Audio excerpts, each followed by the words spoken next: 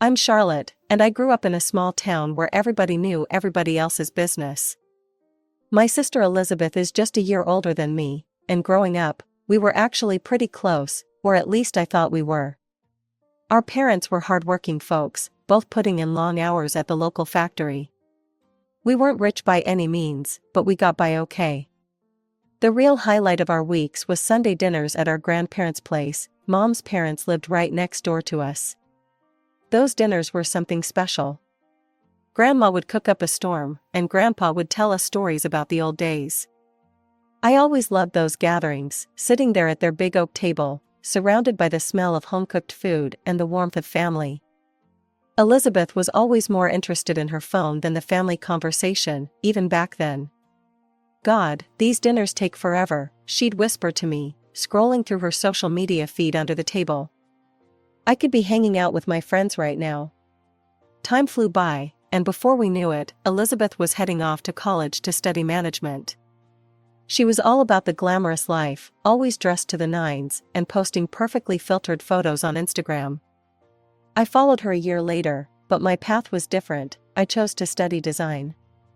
Our parents had saved up enough for both of us to attend decent public colleges.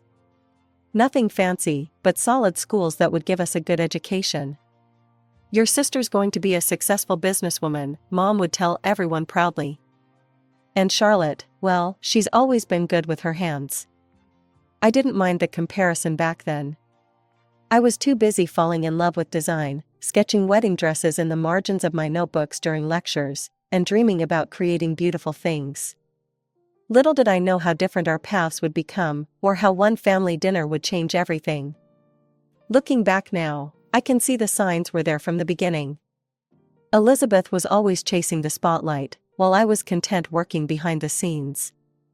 But when our grandparents called us all together for a special dinner after graduation, neither of us had any idea how our choices would end up tearing our family apart. The restaurant was packed that evening, but all I could focus on was the envelope Grandpa was holding.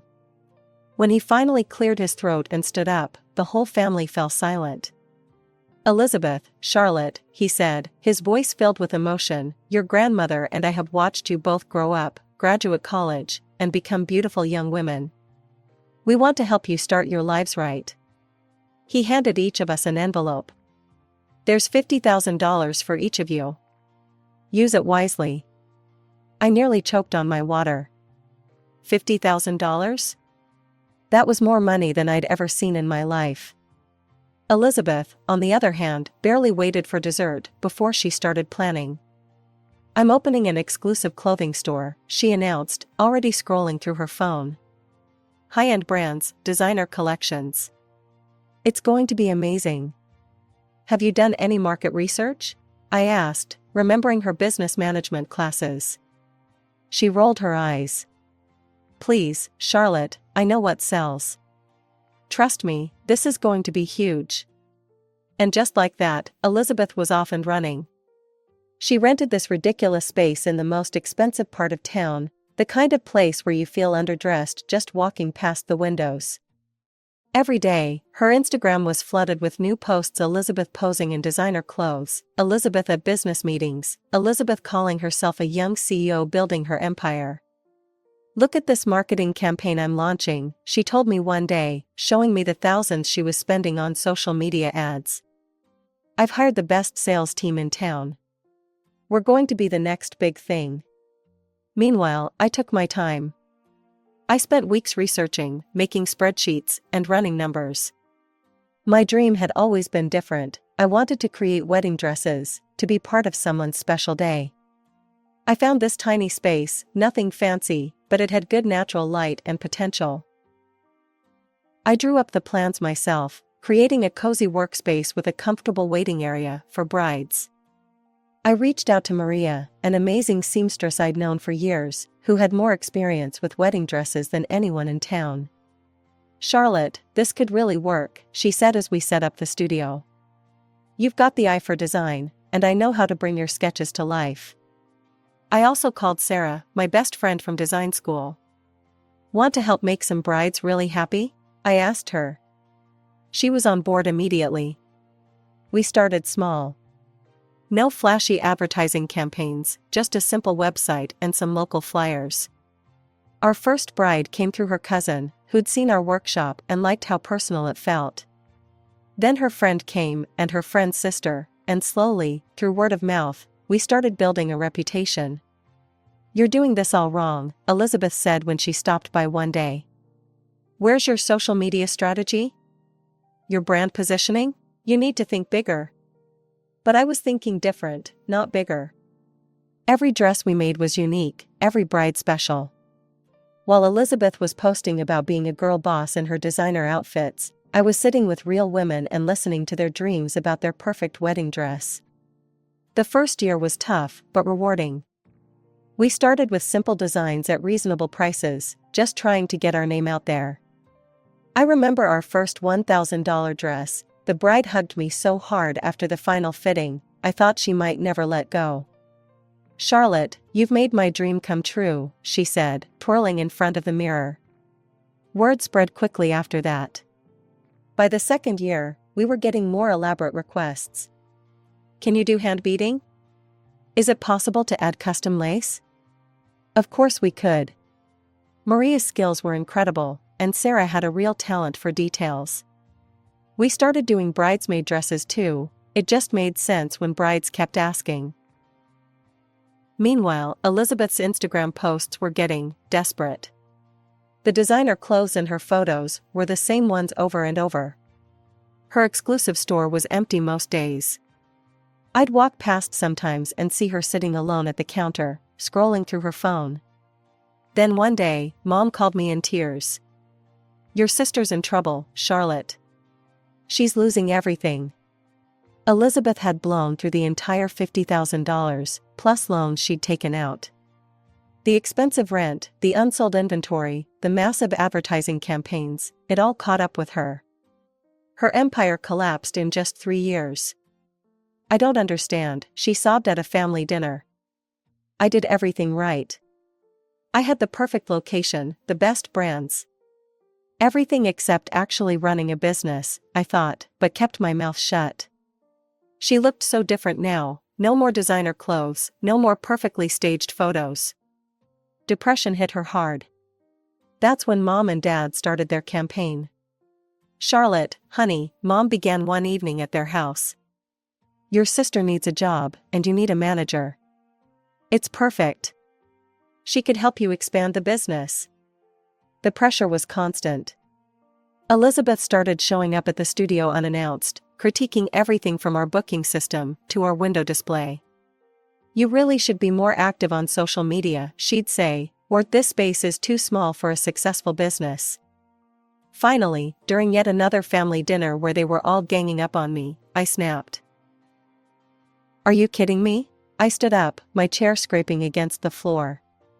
Elizabeth couldn't keep her own business afloat for 3 years. She burned through 50 grand plus loans on Instagram ads and designer clothes. She never did market research, never tracked inventory properly, never built real relationships with customers. "And now you want her to manage my business?" Elizabeth's face crumpled.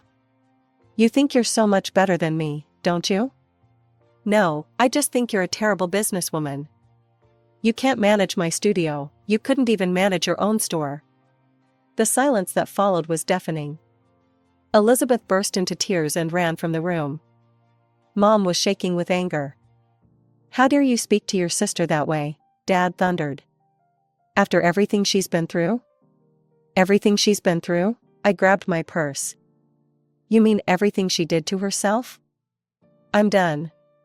Done with the guilt trips, done with the pressure, done with all of it." I walked out that night, and I haven't been back since. 3 years of hard work building my business, and my family wanted to hand it over to the person who'd proven she couldn't handle it. 3 years can change a lot. My little studio wasn't so little anymore. We'd expanded into the space next door, hired 2 more seamstresses, and had a waiting list months long. Our dresses now started at $8,000, and nobody blinked an eye. Quality speaks for itself. "Charlotte, we need to raise our prices again," Maria told me one morning. "We're turning away too many brides." She was right. Between her masterful sewing, Sarah's eye for detail, and my designs, we'd built something special. Each dress was a work of art, and word had spread far beyond our little town. I was reviewing some sketches when the message popped up on my phone. Elizabeth. My stomach did a weird flip when I saw her name. We hadn't spoken since that night at our parents' house. No, hi, no, how are you? Just, I'm getting married in 2 months and I need a wedding dress. Can you do it? I nearly dropped my phone. Elizabeth? Getting married? Last I'd heard through Mom's occasional updates, which I never asked for but got anyway, she was working some office job and still living in her old apartment. 2 months? I typed back. Elizabeth, we usually need 5 to 6 months for a custom dress. There's a whole process, multiple fittings, adjustments. Her response came immediately, come on, Charlotte, we're sisters. Or are you too successful now to help your own family? Must be nice being so successful, you can turn away your own sister. I stared at the message for a long time. The old Charlotte would have fired back something nasty. But I'd grown up a lot in 3 years. Let me check my schedule, I wrote instead. I spent that night reworking our entire production timeline. We had a bride, Jessica, whose dress was scheduled to start next week. I'd have to call her and explain we couldn't take her order after all. I'm so sorry, I told Jessica the next morning. I know this is unexpected. I'd like to give you this custom veil as an apology, it's one of our best pieces. And I have a colleague who does beautiful work, she can make your dress exactly as we planned. Jessica was disappointed but understood. I shifted 3 other dresses around, knowing we'd be working overtime for weeks. Are you sure about this? Sarah asked when I told her about Elizabeth's dress. After everything that happened? I wasn't sure. But I replied to Elizabeth's message, okay, I'll make your dress. Come in next Tuesday at 10 a.m. for measurements. The response was just, great, make it good. No thank you. No acknowledgement of the massive favor I was doing her. Just entitlement, same as always. But something made me want to do this, maybe curiosity, maybe hope, maybe just the chance to prove something to myself. When Elizabeth came in for her first appointment, I decided to do something I'd never done before, offer a family discount. A big one. The dress you want would normally be $10,000, I explained, showing her my sketches. But I'll only charge you for materials and seamstress time. $5,000. Elizabeth barely glanced at the price. Oh, that's fine. Richard, my fiancé, can easily afford it. He's loaded. Owns half the commercial real estate downtown. That was the beginning of what felt like an endless stream of fittings and alterations. Elizabeth was in the studio constantly, always wanting to tweak something about the dress. The neckline needs to be lower, she'd say one day. No, higher, the next. Can we add more beading? Different lace? More sparkle? At first, it was exhausting. But gradually, something shifted. Between fittings, Elizabeth would plop down on our plush consultation sofa, kick off her shoes, and talk. And talk, and talk. Richard's such a bore, she'd say, rolling her eyes while Maria pinned her hem. All he does is talk about business and golf. But his bank account? She'd make a chef's kiss gesture. That makes up for everything. I kept my face neutral, focusing on adjusting a seam. You don't think that might be a problem? Please, you know what's a problem? Being broke. Besides, you should see his family. His sister, Elizabeth lowered her voice conspiratorially, goes to therapy twice a week. Like, how messed up do you have to be? The gossip was endless. Richard's mother was trying too hard to stay young. His father was probably having an affair with his secretary. Her friends weren't spared either, she had a nickname for each one, usually focusing on their insecurities or failures. Jenny Bad Botox Miller is going to be so jealous of this dress, she'd laugh. And Sarah Forever Single Thompson? She's going to die when she sees me walking down the aisle. I should have been put off by all of it. The old me would have called her out, started another fight. But something held me back. Maybe it was the way she'd automatically reach for my hand when she saw herself in the mirror. Or how she'd bring me coffee, remembering exactly how I liked it, when she came for fittings. Small moments like these made me think maybe, just maybe, we were finding our way back to being sisters. Sure, the gossip made me uncomfortable, and her attitude toward her fiancé worried me, but wasn't this what I'd wanted? A chance to repair our relationship? So I nodded and smiled, letting her chatter fill the studio while the dress took shape under my hands. With each fitting, each coffee, each shared memory, I felt the wall between us crumbling just a little bit more. Things were looking up. Elizabeth and I even reconnected on social media. Suddenly my feed was full of her engagement photos and wedding planning updates. She'd tag me in posts about the dress, always with lots of heart emojis and best sister ever captions. Mom called me one evening, sounding happier than she had in years. "I'm so glad you girls worked things out," she said, her voice thick with emotion. "This is all we ever wanted, you know. Our family back together." Dad even stopped by the studio one day, awkwardly hovering near the entrance, before pulling me into a tight hug. "We missed you, kiddo," he mumbled into my hair. It felt good. Really good. Like maybe the past 3 years of silence had been worth it if this was the result. A week before the wedding, Elizabeth called me. "The dress is ready, right?" she asked, excitement bubbling in her voice. "I'm having my bachelorette party tomorrow night at Moonlight Bar. Can you bring it? I want all my girls to see it." The next evening, I carefully packed the dress into our nicest gift box, the one with our studio's gold logo embossed on cream-colored paper. I'd spent countless hours on this dress, the hand-beaded bodice, the delicate lace overlay, the subtle shimmer in the train. It was some of my best work. The taxi dropped me off at Moonlight Bar, and I could hear the party before I saw it, laughter and music spilling out onto the street. Inside, a group of women in matching Team Bride t-shirts crowded around tables decorated with pink balloons and scattered rose petals. Elizabeth squealed when she saw me. Girls, the dress is here." They gathered around as I carefully lifted it from the box. The reaction was everything a designer could hope for: gasps, sighs, a few tears. "Elizabeth, it's absolutely gorgeous. I've never seen anything like it. The detail work is incredible. Your sister is so talented." The dress made its rounds, each bridesmaid taking turns holding it up and admiring different aspects. I felt proud, not just of the dress, but of this moment. Standing here with my sister, sharing in her happiness. When the dress was safely back in its box, I grabbed a glass of wine from the bar and found an empty chair at one of the tables.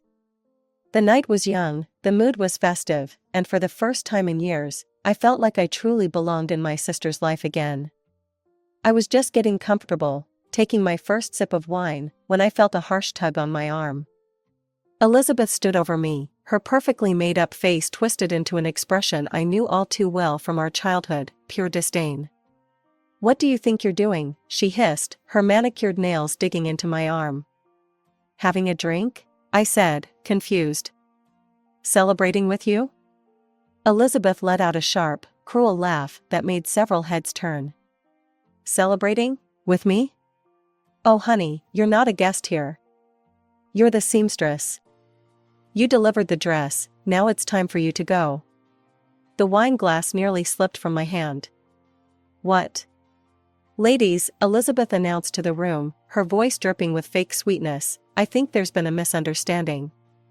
Charlotte isn't joining us. She's just the dressmaker I hired. You know, like when the caterer drops off food? They don't stay for the party." The silence in the room was deafening. Some of the women looked uncomfortable, others confused. One of them, who I now recognized as Richard's sister, Amanda, gave me a sympathetic look. "All this playing nice, the coffee dates, the sister bonding?" Elizabeth continued, waving her hand dismissively. "That was just business. I needed a dress, you needed a customer. Let's not pretend it was anything more. Something snapped inside me. 3 years of silence, followed by months of fake reconciliation, it was too much. If she wanted the truth out, fine. Let's have all the truth. Just business? I stood up slowly, setting my wine glass down with deliberate care. Okay, Elizabeth, let's talk business. Let's talk about how you've spent the last 2 months telling me what a boring, pathetic man your fiancé is. Elizabeth's face went pale.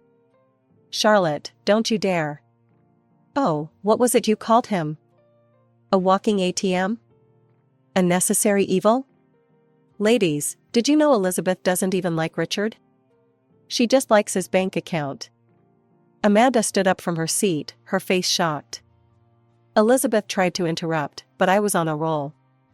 And Amanda, I turned to her, your future sister-in-law here has some lovely opinions about you. What was it you called her, Elizabeth? The crazy one, Foot? The family nutcase who needs therapy twice a week to function? Amanda's hand flew to her mouth. Is that true? I have proof, I said, pulling out my phone. Elizabeth's been sending me voice messages for months. Want to hear them? Before Elizabeth could stop me, I played the first message. God, Amanda is such a mental case. Richard says she's been in therapy for years. Can you imagine being that messed up? Then another, Jenny's Botox makes her look like a surprised fish. At least she'll look appropriate when she sees my dress, her jaws already permanently dropped. And another, Sarah's so desperate to find a man, she'll probably try to catch the bouquet before I even throw it. What a pathetic spinster. One by one, the women around the room recognized Elizabeth's cruel nicknames and comments about them. Jenny touched her face self-consciously. Sarah wiped away tears. Amanda grabbed her purse and ran out the door. These are your friends, I said, my voice shaking. Your bridesmaids. And this is how you talk about them behind their backs. The room erupted into chaos. Women were grabbing their bags, some crying, others yelling at Elizabeth. Elizabeth stood in the middle of it all, her face contorted with rage and panic as her carefully constructed world fell apart around her. She's lying, she screamed. Charlotte's making this up because she's jealous. But the voice messages were still playing, her own voice, condemning her with every word. I picked up my purse and the empty dress box. At the door, I turned back one last time. By the way, you haven't paid for the dress yet. I'll send you the invoice, full price this time. No family discount for someone who isn't really family. The morning after the bachelorette party disaster, my phone rang at 7 a.m. Mom's name flashed on the screen. What have you done? She screamed, before I could even say hello. Elizabeth is hysterical. The wedding might be called off. How could you ruin your sister's special day? I sat up in bed, suddenly wide awake. How could I ruin it? Are you kidding me? Amanda won't even speak to her. Half the bridesmaids have dropped out. This is all your fault. The familiar anger bubbled up, the same feeling I'd had 3 years ago. Of course it's my fault. It's always my fault, isn't it, Mom? Never precious Elizabeth's. Not when she bankrupted her business, not when she treated me like dirt, not when she spent months trash-talking her fiancé and his family. And by the way, she hasn't even paid for her dress. Charlotte. No, Mom, I'm done. Elizabeth made her bed, now she can lie in it. And you and Dad? You're just as bad, always taking her side, always making excuses for her. I'm done with all of it. A week passed, then another. I threw myself into work, designing new dresses, meeting with brides who actually appreciated what I did.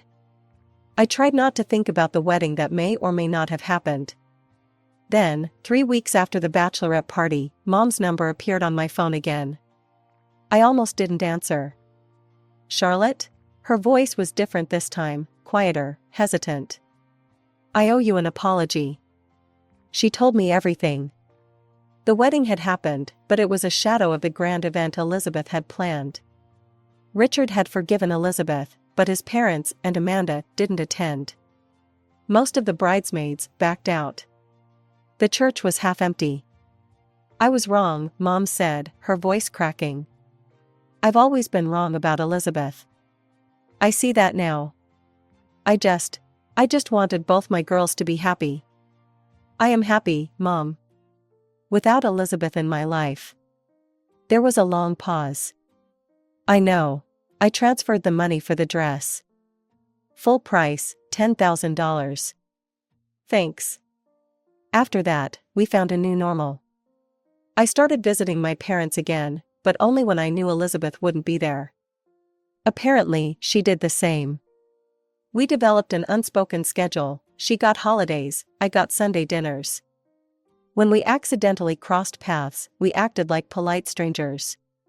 Mom tried to tell me about Elizabeth sometimes, her marriage problems, her struggles to fit in with Richard's social circle. I always changed the subject. Her life wasn't my concern anymore. My own life? It's pretty great. The studio is thriving, we're looking at expanding to a second location. I'm dating this incredible guy who designs custom furniture, he gets the whole creative business thing. Last month, one of my dresses was featured in a major wedding magazine. Sometimes, late at night, I think about that bachelorette party and wonder if I did the right thing. But then I remember Elizabeth's voice in those messages, the casual cruelty, the fake sisterly bond, and I know I did. Sometimes the best family is the one you choose, the friends who become sisters, the colleagues who become family. Yesterday, I hired 2 new seamstresses. Next week, I'm meeting with a real estate agent about a space in the city. Life moves forward, with or without the people who once held us back.